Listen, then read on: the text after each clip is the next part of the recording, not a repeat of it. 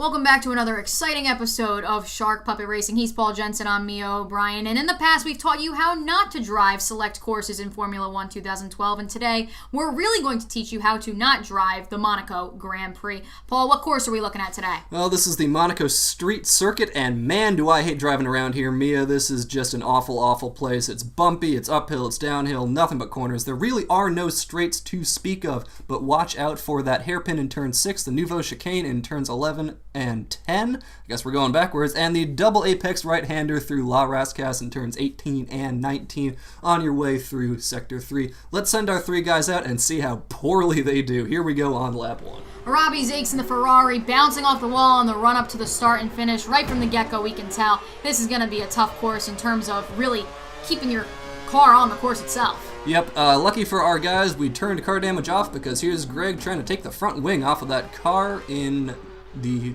hairpin and turn 7, and I bet he's going to do it again in turn 8. Yep, there he goes, off the tire wall. Good on Greg, though, trying to go really slow into the approach on these, because Robbie sure isn't doing that. He cuts the hairpin, hits the tire wall, spins into turn 7, and it's not going to get much better as he heads towards turn 8. He's going to hit the tire wall here, and man, that's going to leave a mark in the morning. Yep, you can just hear that engine screaming at him as he tries to wrestle the car around here. Just not a good Sector 2 for Robbie. Chris Zachariah, though, showing us how to do that hairpin. Very nicely done there. Also very nice through turn 7, but turn 8, maybe not so much. Ooh, right into that tire wall. Worst we've seen thus far. Robbie Zakes bouncing off the wall through the nouveau chicane as well. He's going to run into the wall here, spins his way onto turn 12. I think that's going to become a trend with Robbie, going a little bit too fast. We're now going to check in with Chris, losing his grip, coming out of the tunnel and cutting the chicane. What's going on down there, Chris? Well, this lap is just...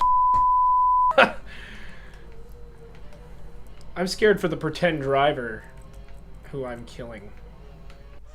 Chris not having a good time. Greg Schultz declaring war on cones as it falls right back in frame there.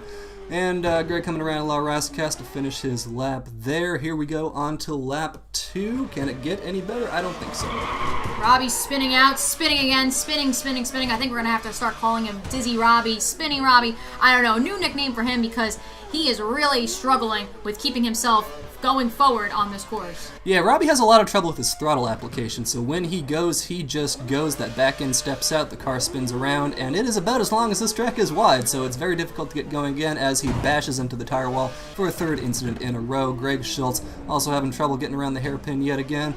Little wonky coming through there, but turn 7 even worse, just that slow, graceful slide into misery. Chris cuts the chicane again. He does hit the tire wall this time around, but then you have Robbie, who's also really struggling with this. Greg as well. That chicane, it's really gonna be a tough one for these drivers throughout the rest of this course. And Robbie, well, you guessed it, he's spinning out once again. Yep, that braking zone is really tough to find around here because you're coming over a blind crest, and all of a sudden there's the chicane. Time to brake. Here's Greg. Let's let him talk us through this area. Touched the side a little too much. Yeah. Oh, that guy is pumped! That's what you get. Man, these graphics are great.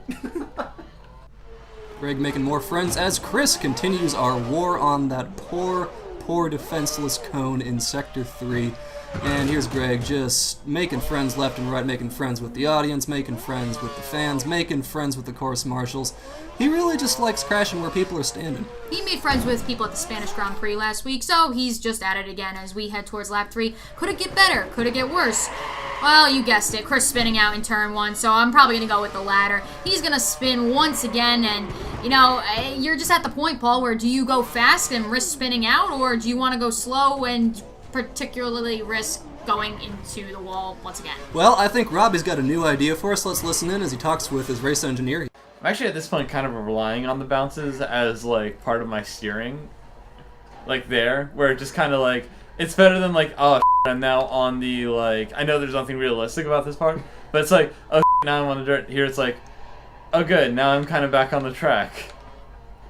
Yep, right there.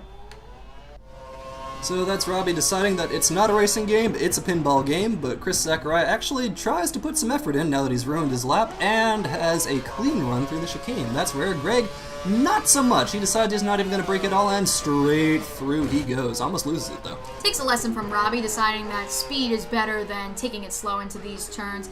He's going to come around this lap as Robbie also coming around that lap. Hey, his strategy must have paid off. He finishes lap 3 with a personal best time.